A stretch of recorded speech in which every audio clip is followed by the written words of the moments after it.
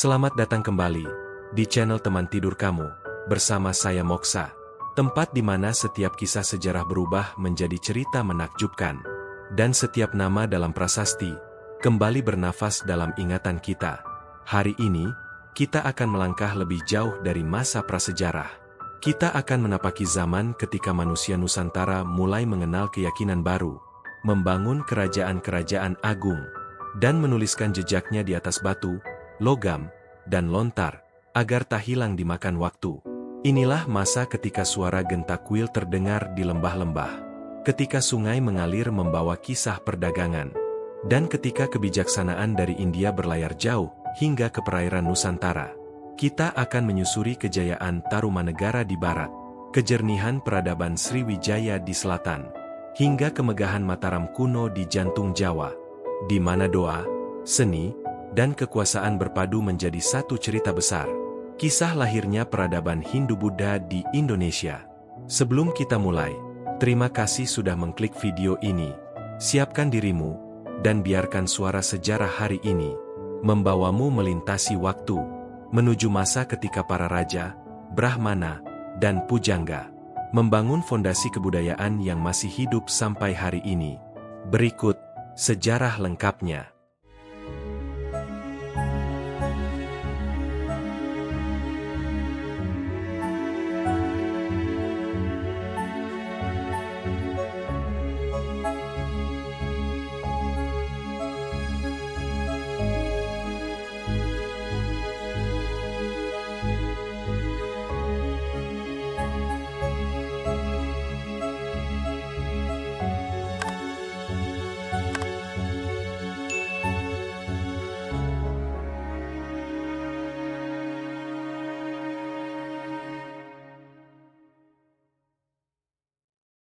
Setelah beribu tahun hidup dalam masa prasejarah, masyarakat Nusantara akhirnya memasuki babak baru dalam perjalanan panjang peradaban manusia.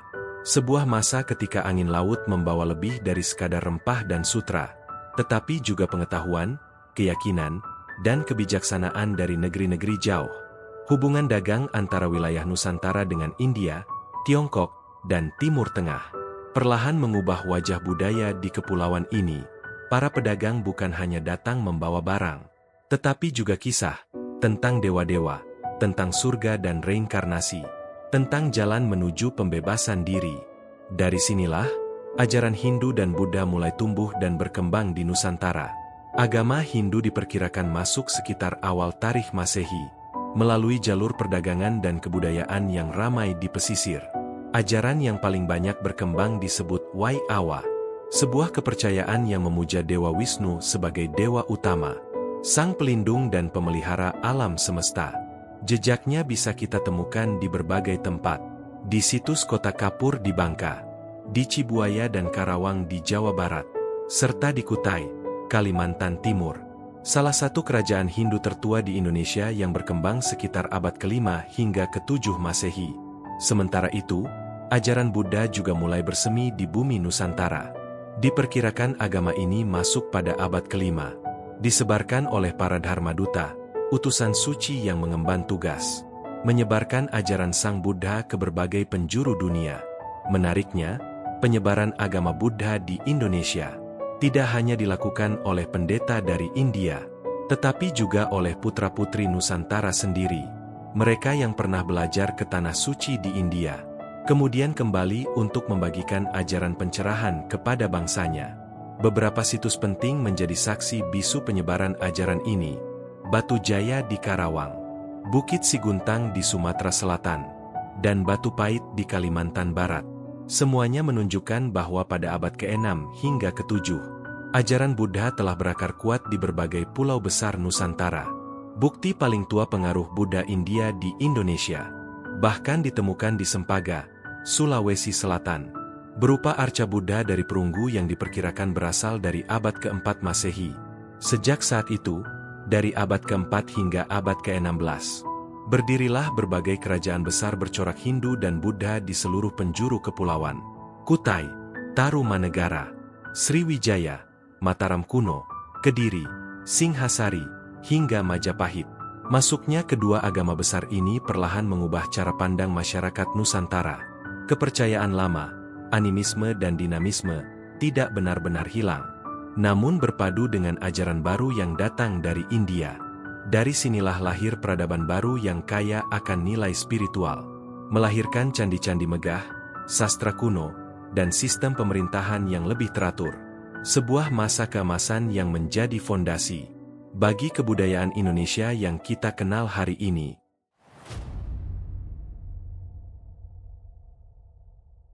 Eksistensi kerajaan Hindu-Buddha. Setelah ajaran Hindu dan Buddha mulai dikenal di Nusantara, gelombang perubahan besar pun mulai terasa di berbagai penjuru kepulauan.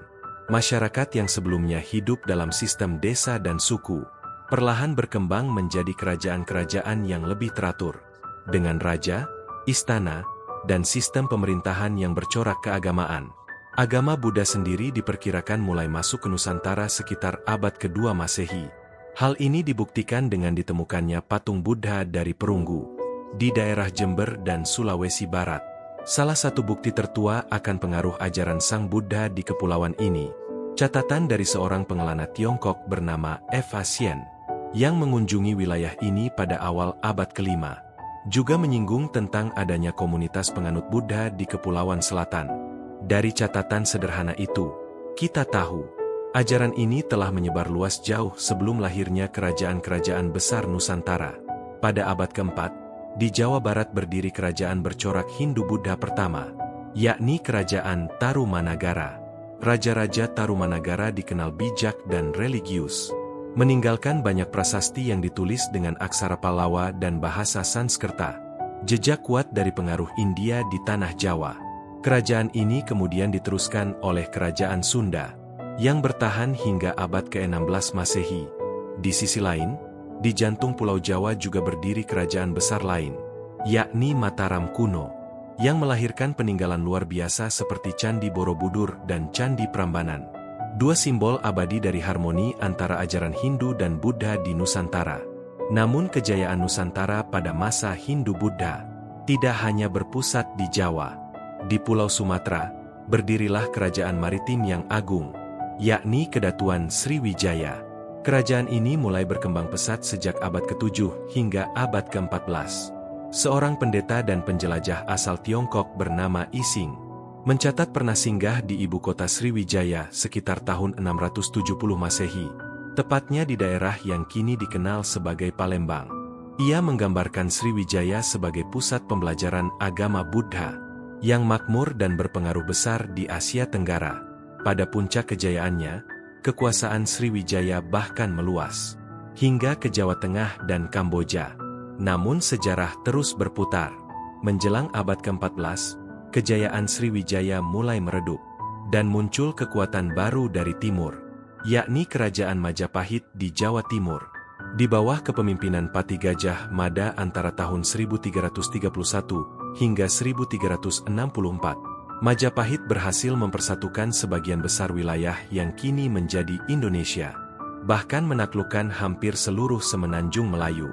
Majapahit menjadi simbol kejayaan politik dan kebudayaan Hindu-Buddha terakhir di Nusantara, sebelum perlahan tergantikan oleh pengaruh Islam yang datang membawa babak baru dalam sejarah bangsa. Dari Tarumanagara di barat, Sriwijaya di selatan, hingga Majapahit di timur, masa kerajaan Hindu-Buddha telah menorehkan jejak yang mendalam dalam budaya, sastra, dan kehidupan spiritual masyarakat kita hingga hari ini. Mereka adalah fondasi peradaban yang membentuk wajah Nusantara, tempat di mana spiritualitas, perdagangan, dan seni berpadu menjadi satu cerita panjang tentang kejayaan masa lalu bangsa yang pernah berdiri gagah di bawah cahaya dewa-dewa.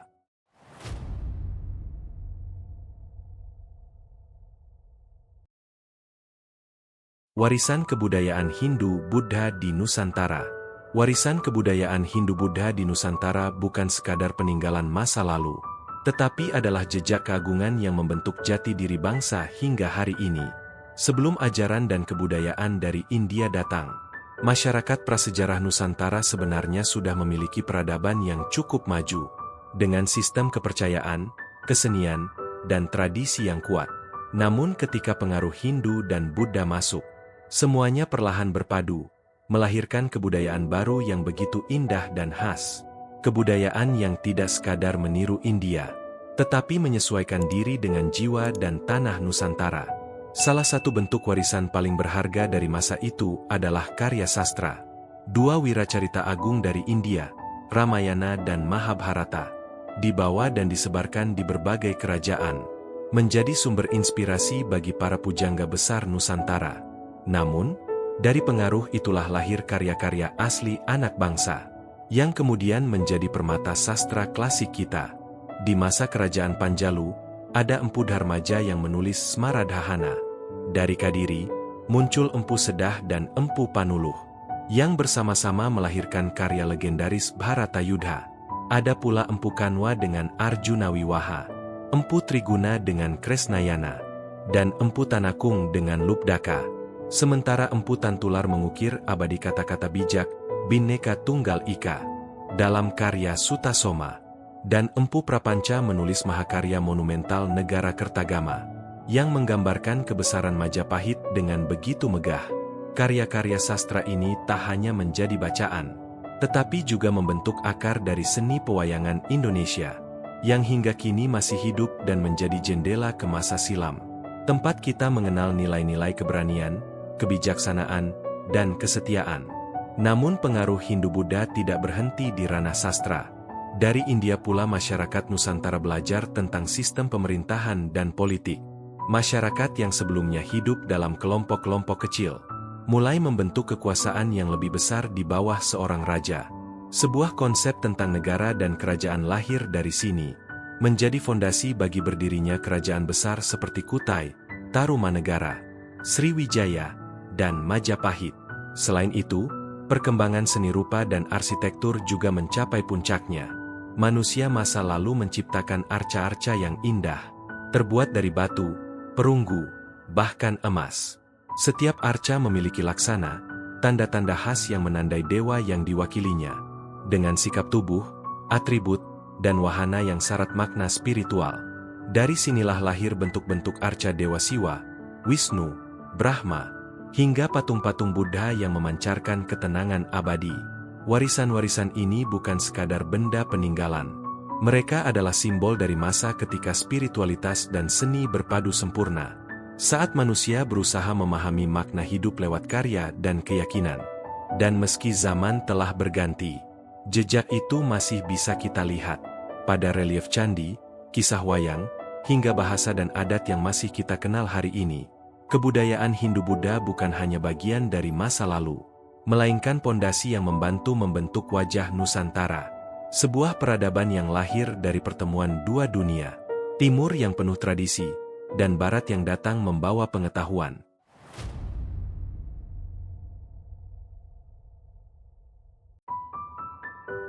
Runtuhnya era kerajaan Hindu-Buddha. Namun, tak ada kejayaan yang abadi.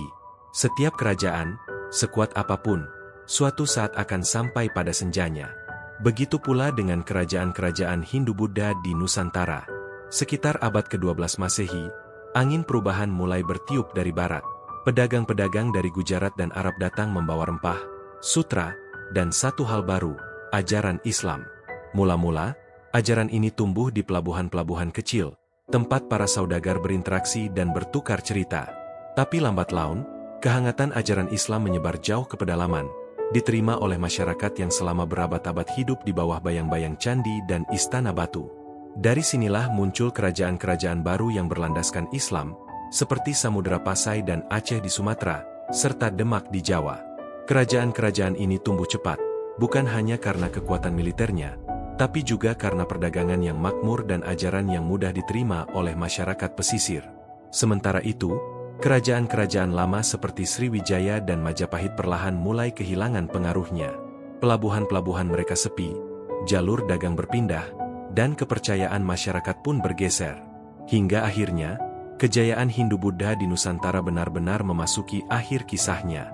Bukan dalam ledakan perang besar, melainkan dalam diam, lewat perubahan zaman dan cara pandang manusia terhadap dunia. Namun meski era itu telah berlalu, warisannya tidak pernah hilang.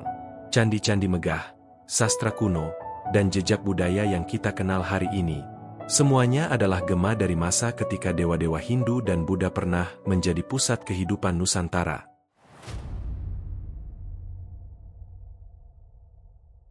Kronologi perjalanan era Hindu-Buddha di Nusantara.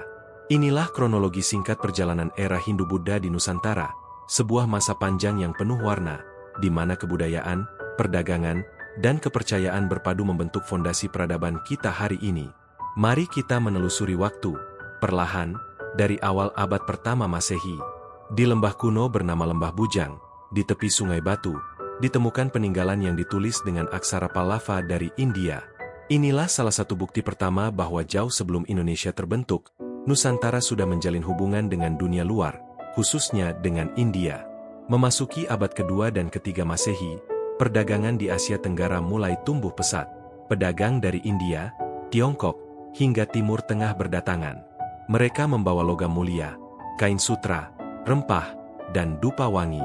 Sementara dari timur Indonesia, kapal-kapal membawa kayu cendana, kapur barus, dan cengkih, komoditas yang begitu berharga di dunia kuno. Bersamaan dengan arus dagang itu, datang pula ajaran Hindu dan Buddha, pelan tapi pasti, masuk ke dalam jiwa masyarakat Nusantara. Pada abad keempat, muncullah kerajaan Tarumanegara di Jawa Barat. Sebuah kerajaan yang meninggalkan prasasti-prasasti berhuruf Pallava, saksi pertama kejayaan Hindu di tanah Jawa. Tak lama, kerajaan-kerajaan lain tumbuh di berbagai daerah, seperti Kutai di Kalimantan dan Kanjuruhan di Jawa Timur. Sekitar tahun 603, berdirilah kerajaan Melayu di hilir Sungai Batanghari, Sumatera. Namun pada tahun 683, kerajaan ini jatuh ke tangan Sriwijaya. Sebuah kerajaan maritim yang kelak akan menjadi pusat ilmu Buddha terbesar di Asia Tenggara. Tahun 671, seorang pendeta Buddha asal Tiongkok bernama Ising singgah di Sriwijaya. Ia belajar bahasa Sanskerta di sana, sebelum berangkat ke India. Ketika ia kembali beberapa tahun kemudian, ia menetap di Sriwijaya selama 4 tahun untuk menerjemahkan kitab suci Buddha. Dari catatan Ising, kita tahu betapa majunya kerajaan ini. Bukan hanya dalam perdagangan, tapi juga dalam pendidikan dan spiritualitas. Menjelang abad ke-8, Sriwijaya menjadi pusat perdagangan besar, menguasai jalur Selat Malaka, Selat Sunda, dan Laut Cina Selatan. Pedagang dari Arab, Persia, dan Tiongkok datang silih berganti, membawa kekayaan bagi negeri ini. Lalu, di tanah Jawa, berdiri kerajaan Kanjuruhan pada tahun 760 M, dengan raja pertamanya, Dewa Shimha, yang digantikan putranya Gajayana. Kerajaan ini menandai awal perkembangan Hindu di Jawa Timur. Abad demi abad berlalu. Pada abad ke-10, muncul kerajaan Medang, kemudian Kahuripan di bawah Raja Airlangga, yang pada tahun 1042 membagi kerajaannya menjadi Janggala dan Panjalu, Kadiri. Generasi berikutnya, di bawah Raja Jayabaya, 1135 Masehi, Kadiri kembali bersatu dan mencapai masa keemasan. Namun sejarah tak pernah berhenti. Pada 1222, Ken Arok menggulingkan Kadiri dan mendirikan kerajaan Singhasari, yang kelak menjadi cikal bakal berdirinya kerajaan terbesar di Nusantara, Majapahit. Tahun 1292, Raden Wijaya membuka hutan tarik dan menamainya Majapahit. Dan setahun kemudian, 1293, ia berhasil mengalahkan pasukan Mongol dan naik tahta.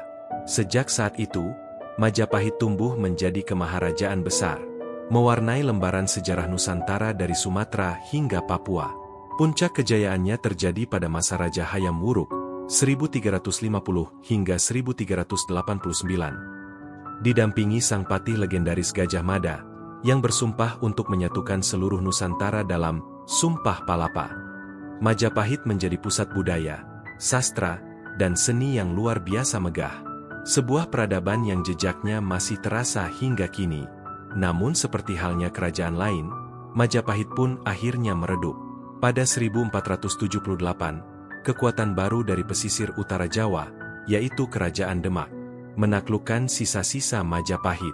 Dan pada 1570, kerajaan Hindu terakhir di Jawa, Pajajaran, dihancurkan oleh Kesultanan Banten. Untuk masing-masing sejarah lengkapnya kita akan bahas di episode selanjutnya.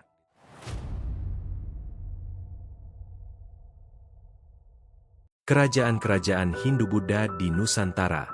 Inilah deretan kerajaan yang pernah berjaya pada masa Hindu-Buddha di Nusantara. Masa ketika peradaban, sastra, dan kebudayaan mencapai puncak keemasannya. Mari kita mulai dari Pulau Kalimantan, tanah yang menjadi saksi awal lahirnya kerajaan tertua bercorak Hindu di Indonesia. Kerajaan Kutai, yang berdiri di hulu Sungai Mahakam, Kalimantan Timur. Dari prasasti Yupanya, kita tahu bahwa Kutai sudah mengenal sistem kerajaan dan ritual persembahan untuk para dewa. Selain Kutai, Kalimantan juga menjadi rumah bagi kerajaan-kerajaan lain, seperti Kerajaan Sri Bangun dan Kerajaan Brunei yang bercorak Buddha, serta Wijayapura, Bakulapura, Kuripan, Negara Dipa, dan Negara Daha. Masing-masing menjadi saksi penyebaran ajaran Hindu-Buddha di pulau besar ini. Lanjut ke Pulau Sumatera, pusat perdagangan dan peradaban kuno Nusantara. Di sini berdiri kerajaan besar nan legendaris, Kedatuan Sriwijaya, berdiri sekitar tahun 671 Masehi, menjadi pusat pembelajaran agama Buddha terbesar di Asia Tenggara, bahkan dikunjungi oleh pendeta Tiongkok, Ising. Setelah Sriwijaya meredup, muncul kerajaan Malayu Dharmasraya, yang mewarisi semangat dagang dan kebesaran leluhur mereka. Dan kini kita berlayar ke Pulau Jawa, jantung kebudayaan Hindu-Buddha di Nusantara. Dari barat ke timur, berdiri kerajaan-kerajaan yang membentuk perjalanan sejarah panjang bangsa ini, mulai dari Tarumanegara di abad ke-5, kemudian Kendan, Galuh, dan Sunda yang memerintah hingga akhir abad ke-16. Di Jawa Tengah, ada Kalingga, kerajaan yang dipimpin oleh Ratu Shima, lalu Kanjuruhan, Mataram kuno, dan Medang Kahuripan yang meneruskan tradisi keagamaan dan kebudayaan besar. Zaman pun berputar. Muncul Janggala dan Panjalu, Kadiri, disusul Singhasari, dan akhirnya mencapai puncak kejayaan bersama Majapahit, 1293 hingga 1527. Kemaharajaan besar yang mempersatukan hampir seluruh wilayah Nusantara. Semua kerajaan ini, dari Kutai hingga Majapahit, menjadi batu pijakan penting dalam perjalanan panjang sejarah Indonesia. Jejak kejayaan masa Hindu-Buddha yang membentuk identitas dan budaya kita hingga hari ini.